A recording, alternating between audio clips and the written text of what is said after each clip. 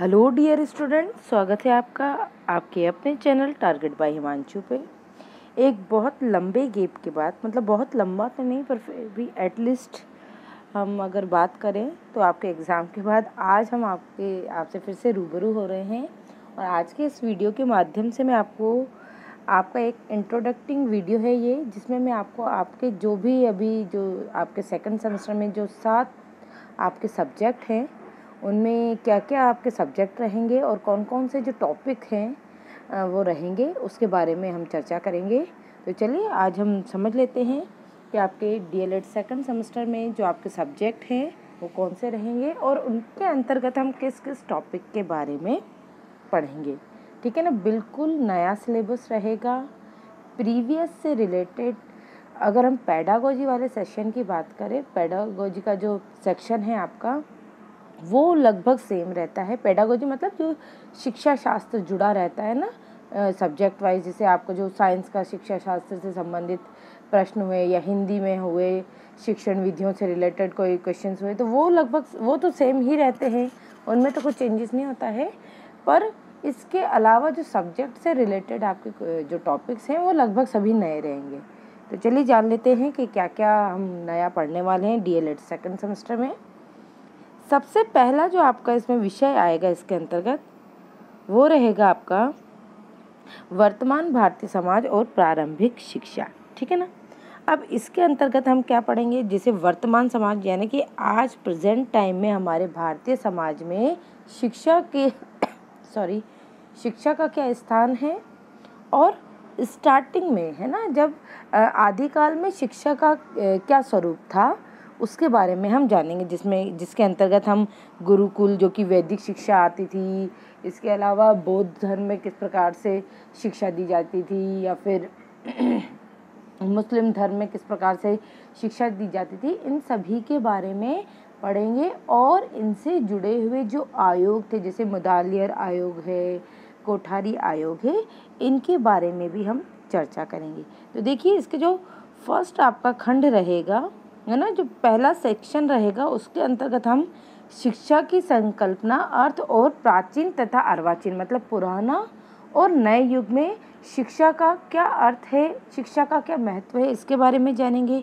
शिक्षा के उद्देश्य है ना, समय के साथ जो शिक्षा के उद्देश्यों में परिवर्तन आया है उनके बारे में जानेंगे। शिक्षा किस प्रकार से हमारे वर्तमान समय में हमारे जीवन को प्रभावित करती है उसके बारे में जानेंगे।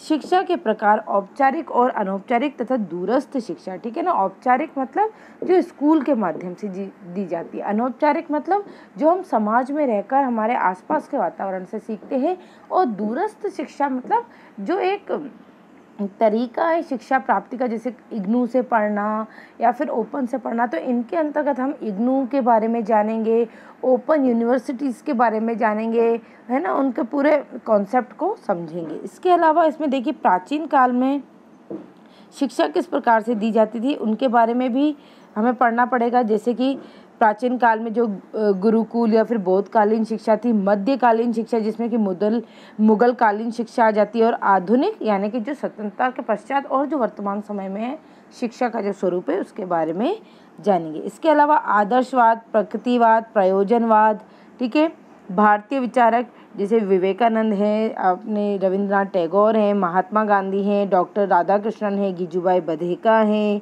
ठीक है, इसके अलावा पाश्चात्य जो विचारक है प्लेटो, रूसो, जॉन डीवी और फॉवेल तथा मारिया मोंटेसरी ने शिक्षा को किस रूप में लिया उसके बारे में, मतलब कुल मिला के मैं ये कहना चाहूँगी कि काफ़ी वाइड आपका है ना, काफ़ी विस्तृत आपका ये रहने वाला है ये सब्जेक्ट, और आप इसमें काफ़ी कुछ पढ़ेंगे। तो जितना आप इनके कॉन्सेप्ट आपको क्लियर होंगे उतना ही आज अच्छा आप कर पाएंगे। देखिए मैं हमेशा से ये कहती हूँ कि कई बच्चों की शिकायत रहती है कि मैम आप बहुत स्लो पढ़ाती हैं। देखिए मैं जितना स्लो पढ़ा पाऊँगी ना उतना ही फास्ट आप वहाँ पर आंसर लिख पाएंगे। ठीक है ना, जितना धीमे आप समझेंगे अधिगम उतना ही अच्छा, प्रभावी और स्थायी होगा।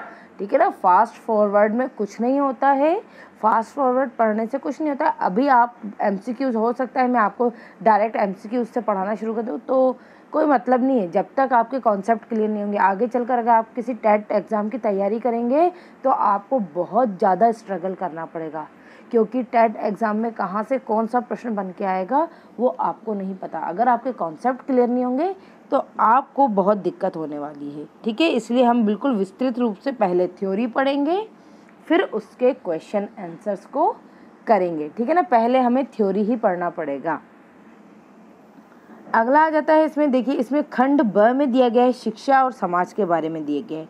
भाई शिक्षा किस प्रकार से समाज से अंतर संबंधित है, शिक्षा के प्रभावित करने वाले कारकों के बारे में हम पढ़ेंगे कि ये ना हमारा परिवार और आसपास का समाज या फिर जो जन संसाधन हैं वो किस प्रकार से शिक्षा को प्रभावित करते हैं। इसके अलावा सामाजिक परिवर्तन, किस प्रकार से परिवर्तन आए हैं, प्राचीन काल में क्या शिक्षा का स्वरूप था, वर्तमान समय में क्या स्वरूप है। इसके अलावा विद्यालय और समुदाय का संबंध के बारे में पढ़ेंगे, सामुदायिक केंद्र के बारे में हम जानेंगे।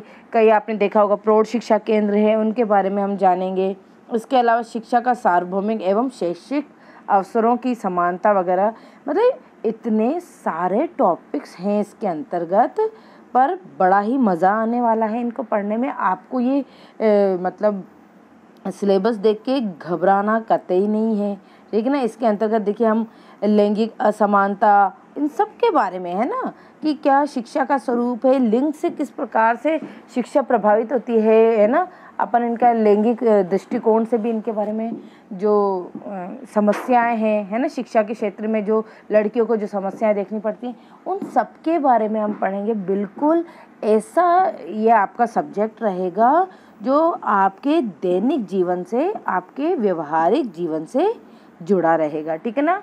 बिल्कुल भी टफ नहीं है, अगर आपने अच्छे से समझ लिया तो आपको कोई परेशानी नहीं होगी। अगला आपका जो दूसरा सब्जेक्ट है वो रहेगा आपका प्रारंभिक शिक्षा के नवीन प्रयास। हमारी जो अभी जो शिक्षा पद्धति चल रही है ना, जो मतलब स्वतंत्रता पश्चात जो भी शिक्षा पद्धति रही है, उसमें किस प्रकार से उसको किस प्रकार से प्रभावी बनाने के लिए क्या क्या नए कार्य किए गए हैं ना। जैसे कि हम इसके अंतर्गत हम आरटी के 2009 के बारे में पढ़ेंगे, हम एनसीएफ के बारे में पढ़ेंगे, ठीक है ना। जो भी आपके अनुच्छेद 21A है, 29(2) है और 45 के अंतर्गत क्या क्या शिक्षा से जुड़े हुए संवैधानिक कानून हैं, इनके बारे में जानेंगे, ठीक है ना। बहुत ही अच्छा, इसमें हम यशपाल समिति के बारे में जानेंगे, है ना। और इसके अलावा हम इसमें एनसीईआरटी के बारे में पढ़ेंगे और स्टेट गवर्नमेंट की जो भी शिक्षा नीतियाँ रहती हैं उनके बारे में जानेंगे। बिल्कुल भी आप मतलब इन टॉपिक्स को देख के घबराइएगा नहीं, बिल्कुल नॉर्मल एकदम सिंपल टॉपिक हैं, पर ये क्या है बहुत ज़्यादा इम्पॉर्टेंट है, क्योंकि आप सभी भावी शिक्षक हैं। तो क्या क्या नई शिक्षा नीतियाँ अपनाई जाती हैं, किस प्रकार से नवीन शिक्षा नीतियों को लागू किया जाता है ना। जैसे कि अभी हमारी जो नई शिक्षा नीति 2021 की आई थी, उसमें किस प्रकार से चेंजेस हो चुके हैं, है ना। तो उन सभी के बारे में हम इसके अंतर्गत जानेंगे। तो आपका जो सेकंड सब्जेक्ट रहेगा वो रहेगा आपका प्रारंभिक शिक्षा के नवीन प्रयास। नेक्स्ट आपका आ जाएगा, इसमें रहेगा आपका सामाजिक अध्ययन, ठीक है ना। ये आपका प्रीवियस सेमेस्टर में भी था और इस सेमेस्टर में भी रहेगा। कुछ टॉपिक्स जो है वो अलग हो सकते हैं इसमें, है ना, पर लगभग जो है वो पुराना टॉपिक भी इसमें कवर अप रहेंगे, क्योंकि इतिहास वही है ना। इतिहास में हम कुछ चेंजेस नहीं कर सकते हैं। अब शिक्षा नीतियों की बात करें तो हर साल है ना, कुछ हर 5 सालों में कुछ ना कुछ नए जो है वो परिवर्तन होते रहते हैं, पर इतिहास तो हमारा फिक्स है ना, उसमें कुछ ज़्यादा नया नहीं होगा। बस कुछ टॉपिक है जो आप हो सकता है नए पढ़ें, जैसे कि हम मौर्य काल, ये सब तो हम पिछली सेमेस्टर में भी पढ़ चुके हैं, ठीक है ना। तो वही में सभी रहेगा। देखिए यहाँ पे सूर्य, पृथ्वी, चंद्रमा, ये हमने सोलर सिस्टम हमारा प्रीवियस सेमेस्टर में भी था। चालुक्य, पल्लव, चोल, इन सभी राष्ट्रकूट, इन सभी वंशों के बारे में हम जानेंगे इस सेकंड सेमेस्टर में। इसके अलावा इसमें पृथ्वी के प्रमुख परिमंडल, स्थलमंडल, मतलब क्या है, कुछ ना कुछ जुड़ा हुआ है प्रीवियस सेमेस्टर से। बस इस सेमेस्टर में थोड़ा उसका एडवांस रूप आपको देखने को मिलेगा, ठीक है। पहले अपन ने बेसिक पढ़ा, अब हम इसके एडवांस टॉपिकों के बारे में जानेंगे, ठीक है। अगला आपका विषय रहेगा वो रहेगा इसके अंतर्गत देखिए इसमें हम संविधान वगैरह, आपका जो सिविक्स वाला पार्ट है सोशल स्टडी में, उसमें हम संविधान के बारे में जानेंगे, नागरिकता, मौलिक कर्तव्य। तो मतलब कुल मिला के वही है अर्थशास्त्र में जो था वही है, ठीक है ना। कुछ नया ज़्यादा आपको देखने को नहीं मिलेगा सामाजिक अध्ययन में।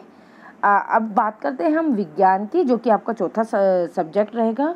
देखिए विज्ञान में हम पढ़ेंगे, देखिए इसमें एक जो टॉपिक है वो आपका बिल्कुल आपकी सोशल स्टडी से जुड़ा हुआ है।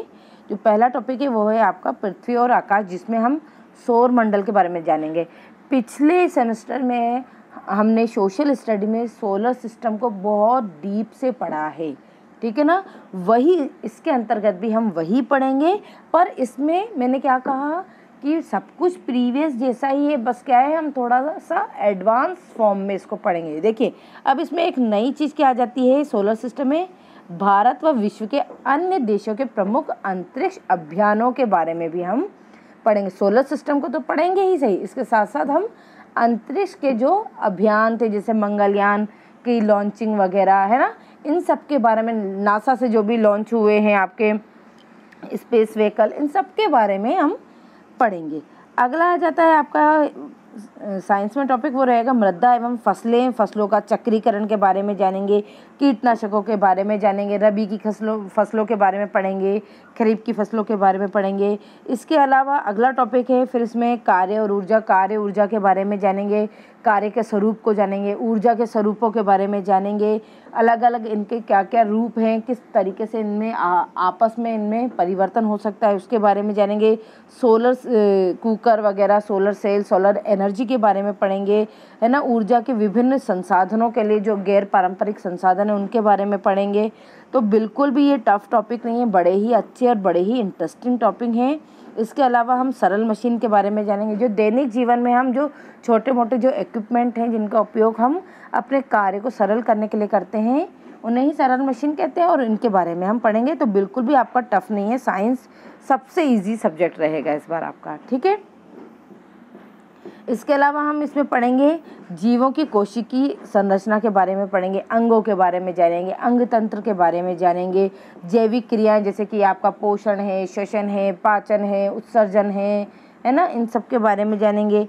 मानव शरीर के तंत्रों के बारे में, है ना, और उनके कार्यों के बारे में हम कंकाल तंत्र के बारे में पढ़ेंगे, तंत्रिका तंत्र को जानेंगे, पेशीय गतियों को जानेंगे, दांतों की संरचनाओं को पढ़ेंगे, परिसंचरण तंत्र मतलब आपका जो पूरा रक्त परिसंचरण तंत्र है उसके बारे में जानेंगे, भोजन और स्वास्थ्य के प्रमुख घटक, जो कि हमने पिछली क्लास में भी मतलब पिछले सेमेस्टर में भी मैंने आपको बिल्कुल डीपली ये टॉपिक पढ़ाया था, है ना।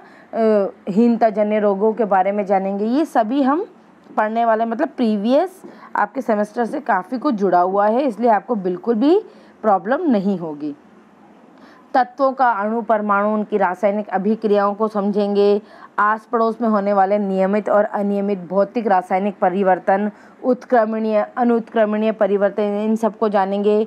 एक ये नया टॉपिक है आपका अम्ल क्षार और इसके विशिष्ट गुणों के बारे में हम पढ़ेंगे। इसके अलावा पर्यावरण प्रदूषण जो है वो तो एक बड़ा ही कॉमन टॉपिक है जो आपके सोशल स्टडी में भी आता है और यहाँ पर इस बार साइंस में भी आपको दिया गया है। तो ये आपका साइंस का पूरा आपका टॉपिक्स रहेंगे कि क्या क्या आप इस बार कवर करेंगे। इसके अलावा गणित में देखिए आपका जो अगला सब्जेक्ट रहेगा, पांचवा सब्जेक्ट जो है वो गणित रहेगा। अब गणित में के अंतर्गत देखिए आप गुणनखंड जो है वो पिछले आप सेमेस्टर में भी पढ़ चुके हैं, है ना। लस और मस, लघुत्तम समापवर्त्य और महत्तम समापवर्त्य पढ़ चुके हैं आप। व्यंजक एवं में प्रयुक्त जोड़ना, घटाना, गुणा, संकेतों तथा कोष्टकों का सरलीकरण, है ना। बोर्ड मास नियम, बोर्ड मास प्रीवियस सेमेस्टर में भी था आपके, है ना। आपने देखा था सरलीकरण से कितने ज़्यादा क्वेश्चन आए थे मैथ्स के पेपर में, है ना। तो बड़ा ही इम्पॉर्टेंट टॉपिक है, बहुत अच्छे से पढ़िएगा इस बार। इसके अलावा प्राकृतिक और पूर्णांक, इन संख्याओं के बारे में जानेंगे। इसके अलावा जोड़ घटाव की संक्रियाओं को भी समझेंगे डीपली। इसके अलावा जो है वो पूर्णांक तथा परिमेय संख्याओं का गणितीय संक्रियाएं एवं प्रतिलोम तथा तत्समक यानी योगात्मक प्रतिलोम और गुणात्मक प्रतिलोम जो है, ये एक नया टॉपिक आपको देखने को मिलेगा। पर आपको इनके ऐसे भारी भरकम नाम सुनकर जो है वो घबराने की ज़रूरत नहीं है, बहुत सिंपल टॉपिक है, कुछ भी नहीं है। 5th लेवल तक का ही आपको मैथ्स पढ़ना रहेगा, ठीक है ना। ये बात आपको हमेशा अपने ध्यान में रखनी है कि आपका जो गणित का लेवल है वो 5वीं से ऊपर नहीं जाएगा, मतलब हो सकता है 6ठी लेवल तक चला जाए, पर बिल्कुल है ना आपको इसके लिए बिल्कुल भी घबराने की ज़रूरत नहीं है। समीकरण है, सर्व समीकाएँ हैं कि इनका क्या अर्थ है, रेखीय समीकरण आपको पढ़ने रहेंगे। इसके अलावा क्षेत्रफल, आयतन और धारिता। देखिए पिछली बार हमने सिर्फ क्षेत्रफल और परिमाप को पढ़ा था, पर इस बार हम आयतन और धारिता के संकल्पना को भी पढ़ेंगे। त्रिभुज के बारे में, इसके आयत का क्षेत्रफल, ये तो पिछले सेमेस्टर में भी था आपके, नॉट अ बिग डील। फिर आता है आपका आंकड़ों का वर्गीकरण और बारंबारता तथा बंटन, जो आपकी आवृत्तियाँ रहती हैं इनके बारे में, है ना। आंकड़ों का जो संकलन वाला होता है ना, जिसमें हम माध्यिका, औसत वगैरह ज्ञात करते हैं, और उनके बारे में पढ़ेंगे। इसके अलावा सर्व समता के बारे में पढ़ेंगे ना, त्रिभुज में समरूपता और सर्वांग समता के बारे में जानेंगे। इसके अलावा त्रिभुज के संदर्भ में सर्वांग समता की क्या क्या शर्तें रहती है, ठीक है ना, उसके बारे में। ये आपका ट्रिग्नोमेट्री वाला पोर्शन रहेगा, बड़ा ही इंटरेस्टिंग पोर्शन है, बिल्कुल भी टफ नहीं है, बहुत अच्छे से पढ़िएगा और बहुत अच्छे से इन्हें पढ़ाने का हम पूरा प्रयास करेंगे। अगला आपका जो सब्जेक्ट है वो रहेगा हिंदी। देखिए हिंदी में बिल्कुल आप नया पढ़ेंगे, ठीक है ना, कुछ भी प्रीवियस सेमेस्टर से रिलेटेड नहीं पढ़ेंगे। अब हिंदी में हम क्या क्या पढ़ेंगे, देखिए हम अलग अलग विधाएं, है ना, गद्य की विधाएं जो होती हैं, जैसे कि कहानी है, एकांकी है, संस्मरण है, रिपोर्टाज है, इन सब के लेखन के बारे में जानेंगे, ठीक है ना। इसके अलावा आप नया टॉपिक पढ़ेंगे संज्ञा, सर्वनाम, क्रिया विशेषण, वचन, लिंग, काल, है ना। ये आपका ग्रामेटिकल पोर्शन रहेगा। ग्रामर में हम क्या पढ़ेंगे, संज्ञा, सर्वनाम, क्रिया विशेषण। इसके अलावा उपसर्ग, समास भी पढ़ेंगे, ठीक है ना। अगला हम इसमें देख लेंगे कि पत्र लेखन के बारे में। देखिए पत्र लेखन आपको लिखना नहीं सिखाया जाएगा, पत्र लेखन जो है वो किस प्रकार से बच्चों को सिखाना है, ये आपका पेडागोजी वाला सेक्शन रहेगा, है ना। इस सेक्शन में जो है वो आपको शिक्षा शास्त्र में पढ़ाया जाएगा कि हिंदी में आप बच्चों को किस प्रकार से पत्र लेखन सिखाएंगे, किस प्रकार से औपचारिक पत्र लेखन सिखाएंगे, अनौपचारिक पत्र लेखन किस प्रकार से लिखाएंगे, बच्चों को, है ना, छोटे छोटे वाक्य लिखना किस प्रकार से सिखाया जाता है, इन सब के बारे में डिस्कशन होगा। ये आपका शिक्षा शास्त्र यानी कि पेडागोजी वाला सेक्शन रहेगा, ठीक है। बाकी 2 ही सेक्शन रहेंगे, एक तो ग्रामर का और एक पेडागोजी का, ठीक है ना। तो ग्रामर में आपने जान ही लिया कि उपसर्ग, प्रत्यय, वचन, लिंग, काल, संज्ञा, सर्वनाम, क्रिया विशेषण और समास पढ़ेंगे। अगला आपका इसमें टॉपिक रहेगा जिससे कि काफ़ी बच्चे घबरा भी रहे हैं, ये आपका कंपलसरी ही टॉपिक है। लास्ट आपका ये सब्जेक्ट रहेगा वो है आपका इंग्लिश, ठीक है ना। अब देखिए जितने भी आपके जो बेसिक सब्जेक्ट होते हैं ना, जैसे कि हिंदी है, लैंग्वेज वाले जो आपके सब्जेक्ट रहते हैं, हिंदी, इंग्लिश और संस्कृत। फर्स्ट सेमेस्टर में आपका संस्कृत था, अब सेकंड सेमेस्टर में आपका क्या आ जाएगा, इंग्लिश आ जाएगा। तो देखिए सबसे पहले इंग्लिश में जो फर्स्ट टॉपिक है वो है आपका थ्योरेटिकल एस्पेक्ट्स, है ना। थ्योरेटिकल एस्पेक्ट्स यानी कि आपका जो थ्योरी वाला पार्ट रहेगा उसके क्या क्या पक्ष रहते हैं, है ना। अब इसमें हम different approach and methods of English teaching पढ़ेंगे। देखिए सेम है, कुछ भी अलग नहीं है, बस जो आप हिंदी में पढ़ते थे वही आपको इंग्लिश में पढ़ना है। जैसे हम हिंदी की शिक्षण विधियाँ पढ़ते थे, हिंदी भी क्या है आपका एक लैंग्वेज है और इंग्लिश भी क्या है एक लैंग्वेज है। तो जहाँ हम हिंदी की शिक्षण विधियाँ पढ़ते थे वहीं हम अब इंग्लिश की भी शिक्षण विधियों के बारे में जानेंगे, है ना, कि क्या क्या आपकी इंग्लिश की शिक्षण विधियाँ होती हैं इंग्लिश में। इसके अलावा बायलिंगुअल अप्रोच होगा कि किस प्रकार से द्विभाषा का उपयोग करते हुए हम इंग्लिश भाषा को समझ सकते हैं, इसके बारे में जानेंगे। डॉक्टर वेस्ट न्यू मेथड्स, है ना। अब देखिए ये जो है डॉक्टर वेस्ट, ये क्या मेथड्स हैं इंग्लिश टीचिंग की, है ना। हम ग्रामर ट्रांसलेट मेथड पढ़ते हैं, ड्रिल मेथड पढ़ते हैं, ये सभी मेथड मैं आपको पढ़ाऊँगी, बहुत अच्छे से समझाने की कोशिश करूँगी। और देखिए बिना समझे आप इनके क्वेश्चंस को अटेम्प्ट नहीं कर सकते हैं, ये बात आप लिख कर ले लीजिए कि अगर आपने पेडागोजी यानी कि जो शिक्षा शास्त्र जिसके अंतर्गत हम शिक्षण विधियों के बारे में पढ़ते हैं, शिक्षण सूत्रों के बारे में पढ़ते हैं, अगर आपने वो नहीं समझा तो आप उसके क्वेश्चन या फिर उससे जुड़े हुए जो भी MCQs आते हैं उनको अटेम्प्ट नहीं कर पाएंगे, उनको बिल्कुल आप श्योरिटी से उनके आंसर नहीं दे पाएंगे। तो ये जो भी आपके थ्योरी के जो सेशन चलेंगे, मैं मेनली ये इंग्लिश की बात कर रही हूँ, है ना, क्योंकि इंग्लिश पेडागोजी आने वाली है। अगर आपने इंग्लिश पेडागोजी नहीं समझी, क्योंकि इसमें से कई टर्म्स ऐसे आते हैं जो शायद आपने आज दिन तक सुने नहीं होंगे, तो फिर क्या होता है, ऐसी स्थिति में जो है हमें क्या लिखा गया है या क्या पूछा गया है वही समझना हमारे लिए बहुत मुश्किल हो जाता है। तो प्लीज़ आप इंग्लिश की जो ये पेडागोजी की थ्योरी जब मैं पढ़ाऊँगी, आपको मेथड्स पढ़ाऊँगी, उसकी क्लास में आप ज़रूर आइएगा और बहुत अच्छे से इन्हें समझने की कोशिश कीजिएगा।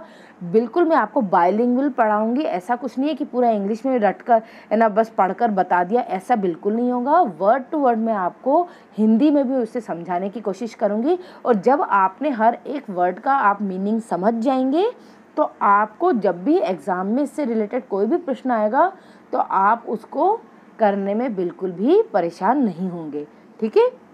और देखिए कंपलसरी है, आप इसको स्किप भी नहीं कर सकते हैं सब्जेक्ट को। अगला इसके अंतर्गत हम पढ़ेंगे कि क्लासरूम कंटेंट, है ना। क्लासरूम कंटेंट का मतलब ये है कि एज अ टीचर जब आप क्लासरूम में जाएंगे तो बच्चों को किस प्रकार से क्या पढ़ाएंगे, है ना। इसमें आपका जो लेवल रहेगा इंग्लिश, देखिए इंग्लिश जो है वो 3rd, 4th और 5th क्लास तक रहेगी आपके, ठीक है ना।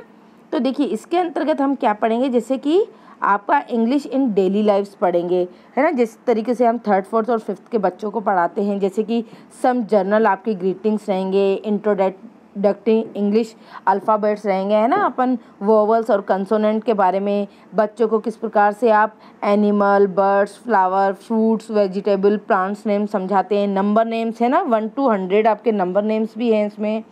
Oral practice and simple sentence prescribe for standard 3, 4 and 5 के बारे में, है ना, मतलब आपको जो स्टैंडर्ड 3, 4 और 5 का रहेगा। देखिए यहाँ पर जो भी पढ़ाया जाता है वो हमारे गवर्नमेंट जो जिस तरीके से बच्चों को पढ़ाती है उसी को मान लिया जाता है ना। तो यहाँ पर स्टैंडर्ड 3, 4 और 5 लिया गया है, जबकि प्राइवेट स्कूल्स में आपने देखा होगा कि इंग्लिश मीडियम के बच्चों को क्लास 1 से ही इंग्लिश पढ़ाया जाता है।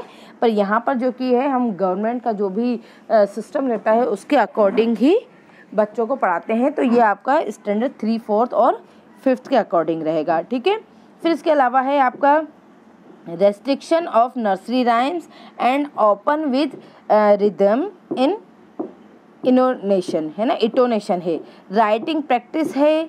इसके अलावा आपका हैंड राइटिंग इम्प्रूवमेंट रहेगा, स्पेलिंग्स रहेंगी, grammar, sentence, kinds of part of sentence के बारे में पढ़ेंगे हम। पंक्चुएशंस के बारे में, जैसे कि जो विराम चिन्ह वगैरह रहते हैं उनके बारे में। डिटरमाइंड्स के बारे में पढ़ेंगे, है ना, आर्टिकल्स जिन्हें कहा जाता है।